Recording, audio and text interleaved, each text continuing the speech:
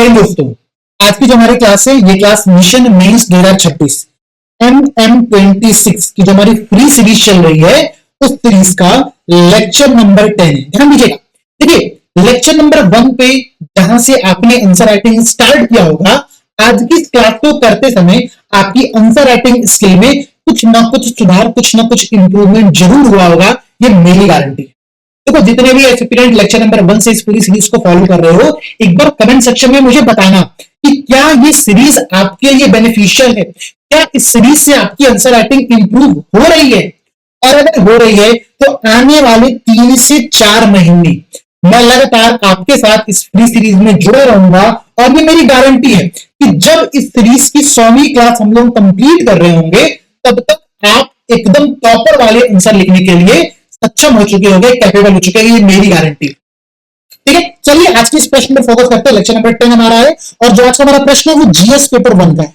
तो GS paper 1 तुम्हारे अध्ययन प्रश्न पत्र 1 में एक इंपॉर्टेंट सब्जेक्ट होता है, उसको हम कहते हैं भूगोल या फिर जियोग्राफी। दरअसल जियोग्राफी एक ऐसा सब्जेक्ट है जो कि थोड़ा सा अपने नेचर में टेक्निकल होता है। टेक्निकल से मेरा मतलब ये है कि यहाँ पर कुछ ऐसे टर्म्स होते हैं, कुछ ऐसे कॉन्सेप्ट होते हैं जिनके बारे में अगर आपकी कॉन्सेप्चुअल क्लैरिटी नहीं है, ध्यान समझिएगा, अगर आपकी कॉन्सेप्चुअल क्लैरिटी नहीं है, आप उन प्रश्नों का उत्तर नहीं लिख सकते। मेरा बात फिर से समझना, कुछ ऐसे टर्म्स होते हैं ज्योग्राफी में जिनके बारे में आपको पता होना ही चाहिए। वो नहीं पता है तो नहीं लिख पाओगे और ये सबसे बड़ा चैलेंज है। ठीक है, दूसरी बात, कॉन्सेप्चुअल क्लैरिटी के साथ साथ जो सेकंड इंपॉर्टेंट चीज है आंसर राइटिंग के लिए, वो है आंसर राइटिंग स्किल का होना, कौशल होना चाहिए। कैसे उत्तर लिखना है हम लोग को, कैसे अपनी बात को कम शब्दों में, एग्जैक्ट जो हमारे पास शब्द दिए गए उन शब्दों में एक्सप्लेन किया जा सके, कैसे मैप बनाया सके, कैसे अपने पूरे क्वेश्चन की डिमांड को फुलफिल किया सके। तो कॉन्सेप्चुअल क्लैरिटी के साथ साथ answer writing skill, answer writing skill पर हम लगातार काम कर रहे हैं। कॉन्सेप्चुअल क्लैरिटी आज के क्लास में देखने का प्रयास करें। प्लस इसके साथ साथ जो एक बहुत इंपॉर्टेंट चीज है, दरअसल आप सभी लोग इन प्रश्नों का उत्तर लिख करके जो हमारा डिस्कशन ग्रुप है वहां पर शेयर कर रहे हो, वहां पर मैंने कुछ कॉपीज देखी। उन कॉपीज में मैंने कुछ ऐसी गलतियां फाइंड आउट की, कुछ ऐसी मिस्टेक्स देखे हैं जिनको आप सभी को अवॉइड करना ही होगा, आप सभी को छोड़ना ही होगा। आज की इस क्लास के अंत में मैं उन गलतियों पर भी आपसे डिस्कस करने वाला हूं, तो क्लास को अंत तक जरूर फॉलो करिएगा।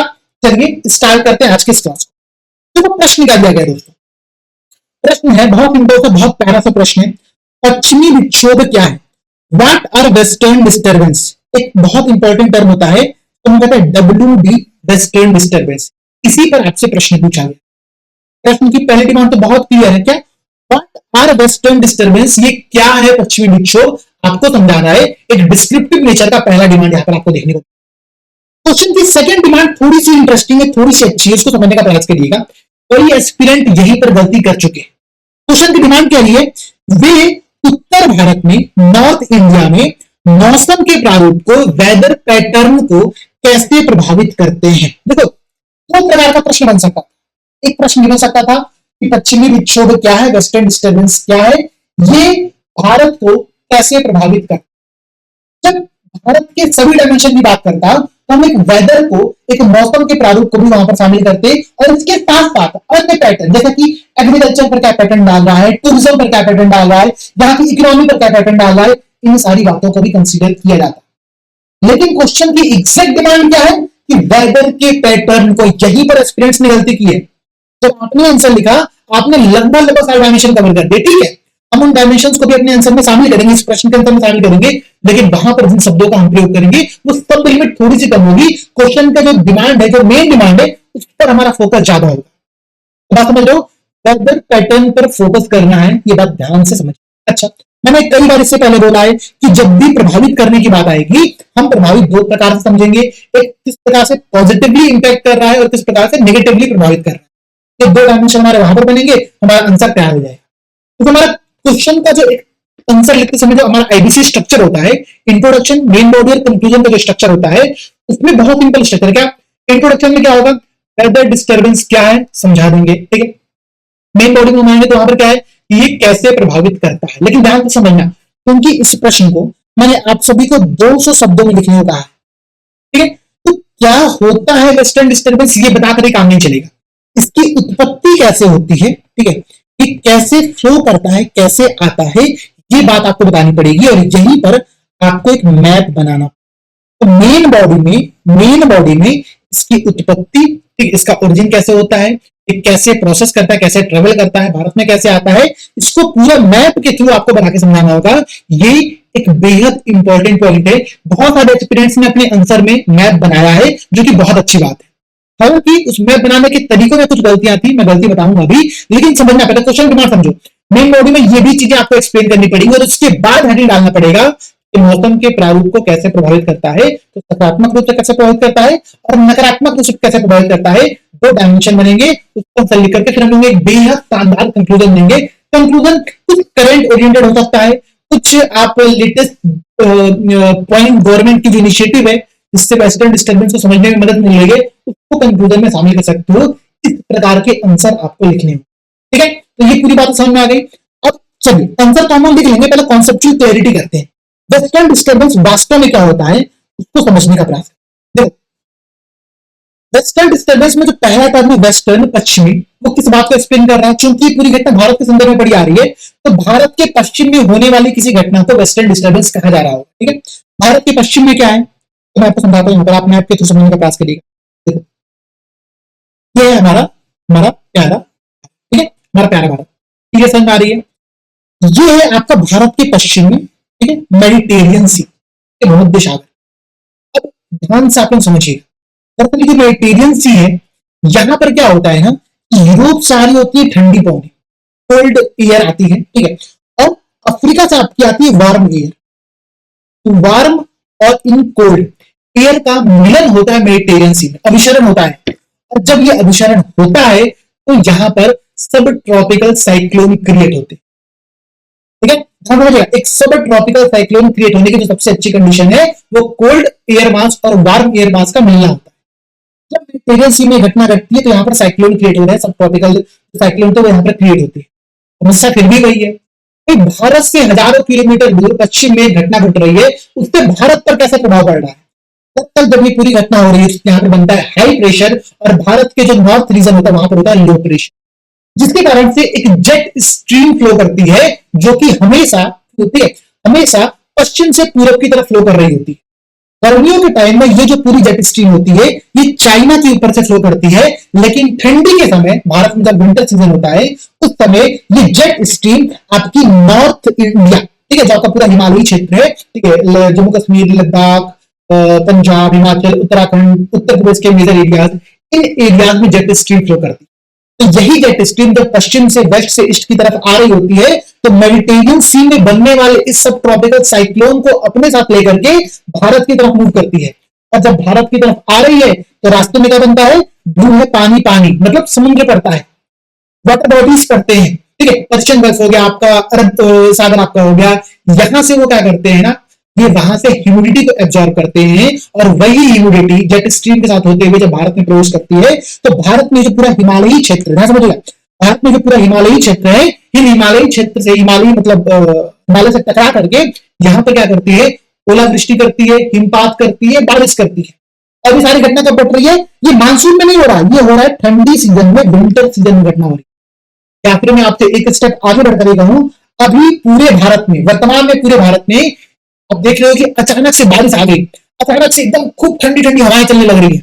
ऐसी घटना आप सबके शहरों में हो रही है। आप सबके शहरों मतलब तो यूपी के नॉर्थ वाले पार्ट में रहने वाले लोग हैं, नोएडा क्षेत्र में, गाजियाबाद क्षेत्र में, दिल्ली क्षेत्र में, एनसीआर क्षेत्र में, वो इस प्रकार की घटनाओं को देख रहे हैं।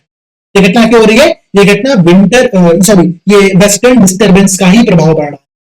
तो वेस्टर्न डिस्टर्बेंस होता क्या, तो समझ में आ गया ना कि भारत के पश्चिम में मेडिटेरियन सी में सब ट्रॉपिकल साइक्लोन बनता है, जो कि जेट स्ट्रीम का फ्लो करते हुए पश्चिम से पूर्व की तरफ आता है और हिमालय से टकरा करके भारत के इन क्षेत्रों में हिमपात, ओलावृष्टि और बारिश करता है। ये घटना ठंडी के समय होती है, इसलिए इसका कुछ अलग इंपैक्ट होता है। इतनी बात समझ में आ गई, ठीक है। इन्हीं बातों को हमको अपने आंसर में एक्सप्लेन, देखो अब क्या लिखेंगे, इंट्रोडक्शन क्या लिखेंगे।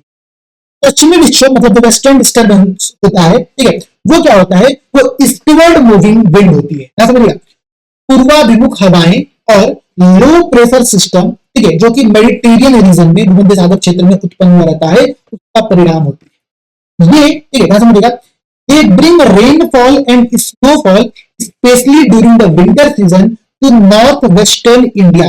भारत के उत्तर पश्चिम क्षेत्रों में शीत ऋतु के समय, ठंडी ऋतु के समय रेनफॉल, स्नोफॉल की घटनाएं जो होती हैं उसी का परिणाम होती है। या फिर मैं कहूं तो भारत में मानसून से पहले जो वर्षा होती है मोस्टली, मतलब मानसून से एग्जैक्ट पहले नहीं, जैसे अभी मार्च अप्रैल ड्यूरेशन में, जनवरी फरवरी ड्यूरेशन में वर्षा हो रही है, ये आपका वेस्टर्न डिस्टर्बेंस का परिणाम है। ठीक है, इसीलिए इसीलिए ये देखो, अब समझो इस समय इस पूरे क्षेत्र में जो फसल हम लोग बोलते हैं, फसल कहता है रबी फसल। आप लोग पढ़ते हो रबी, गेहूं, तो ठीक है, ये फसलें यहाँ पर बोई जाती है। रबी की फसलों को वेस्टर्न डिस्टर्बेंस प्रभावित करता है, यही बात आपको। ठीक है, तो बेसिक कॉन्सेप्ट समझ में आ गया, क्लैरिटी समझ में आ गई। ठीक है, और समझने का प्रयास करो कि ये कैसे कैसे उत्पन्न होती है, सारी बातें मैंने आपको समझा दिया है। इन बातों को आप लोग अपने आंसर में लिख लेना, आपका आंसर तैयार हो जाए। तो कुछ गलतियां जो आपको नहीं करनी है मैं पहले बता देता हूँ। जिसकी भी कॉपी है, कोई अपनी कॉपी को परेशान मत होना, मेरा काम है आपको कॉन्सेप्ट समझाना, तो आपको कॉन्सेप्ट समझाने पर फोकस करना। ठीक है, पहली बात, जब पश्चिमी विक्षोभ डायरेक्टली पूछा गया तो आपको ऐसे हेडिंग देने की आवश्यकता है, अननेसेसरी है। ठीक है, समझिए ये भी एक आर्ट है। अगर कुछ ना समझ में आ रहा हो तो इस प्रकार के डायग्राम बना बना करके आप ठीक पेज फिल कर सकते हो, कोई दिक्कत नहीं है। एक दो क्वेश्चन में ऐसा किया जा सकता है, लेकिन अभी हम सीखने के फेज में है, ये काम हम नहीं करेंगे। पहली बात। दूसरी बात, तो एनसीईआरटी के अनुसार डेफिनेशन देने की रिक्वायरमेंट नहीं है। ठीक है, क्योंकि एनसीईआरटी में तो हर कुछ दिया हुआ है, तो आप कोई भी डेफिनेशन लिखोगे तो एनसीईआरटी को तो कोट नहीं कर सकते। ठीक है, आप इसकी जगह पर आईएमडी को कोट करते, कहते हैं कि भारत का जो मेट्रोलॉजिकल डिपार्टमेंट है उसके अनुसार, या फिर भारत के पृथ्वी मंत्रालय के अकॉर्डिंग, या फिर किसी ऐसे वर्ल्ड मेट्रोलॉजिकल ऑर्गेनाइजेशन के अकॉर्डिंग पश्चिमी विक्षोभ ये होता है, तो मैं मानता कि ठीक है, बहुत अच्छा आपने डेफिनेशन दिया, कोई दिक्कत नहीं है। लेकिन एनसीईआरटी के अनुसार यहाँ पे डेफिनेशन पाने की आवश्यकता बिल्कुल नहीं है। हम जब भी किसी चीज को कोट करेंगे ना, तो कोई ऑथेंटिक सोर्स है। अब जैसे ये आप कह दो सर, टीचर्स अभ्यास के मॉडल आंसर के अकॉर्डिंग पश्चिमी विक्षोभ, ये ऐसे नहीं लिखना है मेरे भाई। ठीक है, तो एनसीईआरटी ऑथेंटिक सोर्स है, बट एनसीईआरटी में सब कुछ दिया हुआ है, तो कितना कहां कोट करोगे एनसीईआरटी? नहीं कर सकते, मत कर। आप लोग इसकी जगह पे आईएमडी की कोई डेफिनेशन देख सकते हो, वर्ल्ड मेट्रोलॉजिकल डिपार्टमेंट की डेफिनेशन देख सकते हो, उनको कोट कर कोई दिक्कत नहीं है। ठीक है, तो पश्चिमी विक्षोभ भूमध्य सागर से उत्पन्न शीतोष्ण कटिबंधीय चक्रवात, ठीक है, सब ट्रॉपिकल साइक्लोन मैंने आपको समझा दिया था, वो है। अब लोग मैंने मैप बनाया है, that's very good thing. Map बना के मैंने क्या दिखाया, मैंने भारत बना दिया, मैंने आपको मेडिटेरियन दिखा दिया, ठीक है, भूमध्य सागर है, यहाँ पर इस प्रकार की पॉइंट क्रिएट हो रही है, जो कि जेट स्ट्रीम के माध्यम से भारत के क्षेत्र में, पूरा क्षेत्र में क्रिया कर रही है, अपना इंपैक्ट डाल रही है। बहुत अच्छा, गुड, वेरी गुड, मतलब बहुत अंदाजी मैप है, इसमें दिक्कत ही नहीं है। अच्छा, अब समझो, अपनी जिसकी भी कॉपी है, सेकंड कॉपी, इसने भी मैप बनाने का प्रयास किया, अच्छा मैप बनाया, कोई दिक्कत नहीं है। ठीक है, पहली बात, तो जब हम मैप बनाते हैं ना, अब आप खुद समझिएगा, मैं कंपेयर करना चाहता हूँ। एक ये मैप है, ठीक है, प्रॉपर बॉक्स में पैक है। ठीक है, यहाँ पर आपका, यहाँ पर देख रहे हैं तो पश्चिमी विक्षोभ लिखा भी हुआ है। यहाँ पर अगर आप लिख दोगे कि उत्पत्ति और उसका प्रवाह, तो और भी अच्छा लगेगा, नहीं है तो भी ठीक है, ये अपने में बहुत अच्छा लगेगा। अब इस प्रकार जब आप रैंडम मैप बनाते हो तो मजा नहीं देता। आप पहली बात इसको बॉक्स में पैक करने, फिर कभी भी मैप बनाना है बॉक्स में पैक करो और सही लगेगा। बस कुछ तो इस फिगर के बारे में बताओ कि फिगर क्या एक्सप्लेन, ठीक है, कि पश्चिमी विक्षोभ की उत्पत्ति, पश्चिमी विक्षोभ का प्रवाह कैसे आता है, कुछ एक चीज यहाँ पर आपको जानना पड़ेगा। दूसरी बात जो एक यहाँ पर हमको समझने की है कि इन्होंने क्या किया ना, कि how western disturbance created, diagram बना करके इतना लंबा एक्सप्लेन, एक पैराग्राफ में आई थिंक उन्होंने एक्सप्लेन किया है, ये अच्छी बात नहीं। इसको तोड़िए, इसको बुलेट पॉइंट्स में लिखिए, इसको पॉइंट पॉइंट में लिखिए, ज्यादा बढ़िया होगा, ज्यादा इफेक्टिव लगेगा। ठीक है, इतने लंबे पैराग्राफ यूज हम लोग करने बिल्कुल भी आवश्यक है। ठीक है ना, ठीक है, सेम चीज यहाँ पर भी है, इसको भी बॉक्स में पैक करो, जिसकी भी कॉपी में कॉपी पर आपको दिखा दे रहा हूँ। ठीक है, impact of western disturbance, positive negative इन्होंने बताया है। ध्यान दीजिएगा, हमको ये बताना था किसके संदर्भ में, वेदर पैटर्न के संदर्भ। ठीक है, तो मौसम पर, मौसम के प्रारूप पर जो प्रभाव पड़ रहा है, हमको उसकी बात करना। तो क्वेश्चन की डिमांड को थोड़ा सा कैच करना है हमको, डिमांड से भटकना नहीं है। और ठीक है, अब इन्होंने बता दिया। अब इनको जैसे ना, दरअसल इसको एरिया को प्लॉट करना था कि ये एरिया है क्या, मेटेरियल सी है, ये हमारा भारत तो क्षेत्र, ठीक है, ये सारी बात है। अब देखो, ये तो अपनी कुछ कॉपी हो गई, हम लोग जो मेन बॉडी में प्रवेश करेंगे, मेन बॉडी को हम प्रभाव बता रहे हैं, तो प्रभाव कैसे पता करें। मैंने कहा ना कि वेदर पर हमको प्रभाव बताना है, तो वर्षा और हिमपात तो कहाँ का करता है, जम्मू कश्मीर, हिमाचल, उत्तराखंड में भारी हिमपात होती है, पंजाब, हरियाणा, पश्चिमी उत्तर प्रदेश में सर्दी बारिश होती है। पश्चिमी विक्षोभ द्वारा जो संवहित वर्षा होती है वो कृषि और ग्राउंड वाटर की पुनः प्राप्ति के लिए आवश्यक होती है। बहुत अच्छी बात है, हमने हमने इस पर फोकस नहीं किया, हमने बाकी चीजें बताते बताते इसको वहीं पर इंक्लूड किया है। आपने क्या गलती की, आप लोगों ने इसको ही फोकस कर दिया। कृषि के लिए बहुत इंपॉर्टेंट है, भूजल स्तर के लिए बहुत इंपॉर्टेंट। देखो, वेस्टर्न डिस्टर्बेंस वास्तव में बहुत इंपॉर्टेंट होती है, मतलब राजस्थान के कुछ क्षेत्रों में, क्योंकि ये रबी फसलों को बहुत प्रभावित करता है, हम लोग गोल्डन ड्रॉप के तौर पर भी कहते हैं कि गोल्डन ड्रॉप है, शर्डीम इसकी बूंदे होती है जो कि फसलों को बहुत अच्छे से प्रभावित करती है। ठीक है, इसके साथ साथ इसको राजस्थान के क्षेत्र में मावट कहा जाता है, मावट की पौनी कहा जाता है। तो ये भी बहुत इंटरेस्टिंग टर्म्स है, इन टर्म्स को आप लोग जानो, प्रीलिम्स में ऐसे टर्म्स पे क्वेश्चन पूछता है। अब आप समझिए रबी फसलों पर क्या प्रभाव पड़ता है, ये तो आप बता देना भाई। तापमान पर क्या प्रभाव पड़ता है, वेदर पैटर्न की बात हम कर रहे हैं तो टेम्परेचर की बात कर रहे हैं, तो दिन के तापमान में वृद्धि हो जाती है, लेकिन रात में न्यूनतम तापमान में गिरावट होती है। मैं आपको एग्जांपल देता हूं, अभी आप देखो इस पूरे एनसीआर में, नॉर्थ कैपिटल रीजन जो है, ठीक है, यहाँ पे टेम्परेचर डाउन हुआ है, थोड़ा सा हल्का मौसम ठंडा हुआ, बहुत तरह से गर्मी पड़ रही थी, लेकिन पिछले कुछ समय से एक सप्ताह से लगभग बारिश और हल्की हल्की जो ठंडी ठंडी पवनें आ रही है, इसके कारण से यहाँ का टेम्परेचर डाउन हुआ है। तो ये एक प्रभाव वेदर के पैटर्न पर आप यहाँ पर देख सकते हो, कर रहा है।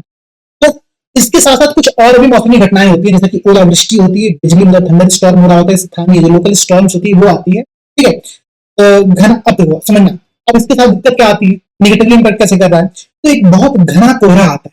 ठीक है, वो आपने वीडियो देखा होगा ना, जीरो विजिबिलिटी, जीरो विजिबिलिटी। तो क्या होती है, मैं अभी ऋषिकेश जा रहा था, मुझे लगता है फरवरी के ड्यूरेशन में ऋषिकेश जा रहा था।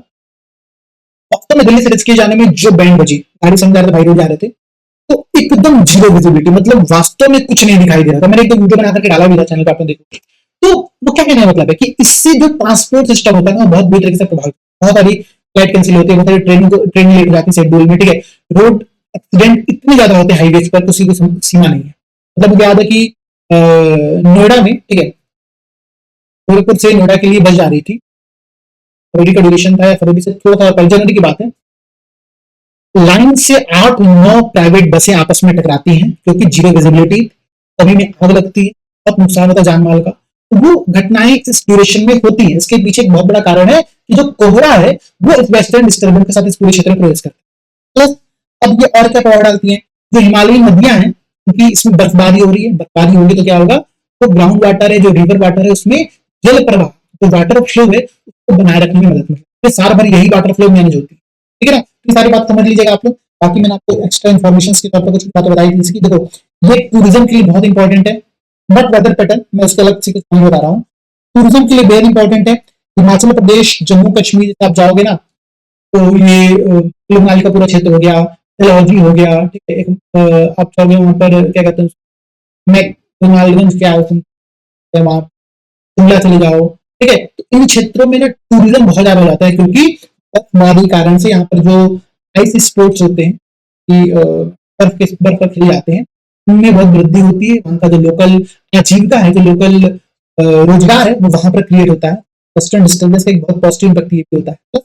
कई बार देखो बेमौसम बारिश और नुकसान भी होगा, ठीक है, तो अचानक से बारिश आएगी, अचानक से, इससे जो यहाँ का एग्रीकल्चर है, मानो एक लिमिट तक तो एग्रीकल्चर डिपेंड कर जाता है, एग्रीकल्चर को फायदा होता है, लेकिन बाद अगर बारिश हो रही है फसलों को नुकसान।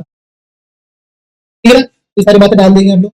अब दीर्घकालिक महत्व समझ लें कि एग्रीकल्चर के सेक्टर पे बहुत इंपॉर्टेंट पॉजिटिवली इम्पैक्ट पड़ रहा है। ठीक है, पश्चिमी विक्षोभ जब असामयिक, मतलब बिना किसी टाइम के अचानक से आ जाती है, इससे नुकसान होता है। आपको मैं एग्जाम्पल देता हूँ, वो उत्तराखंड वाली घटना आपको याद होगी, 2011 में हुआ था केदारनाथ में।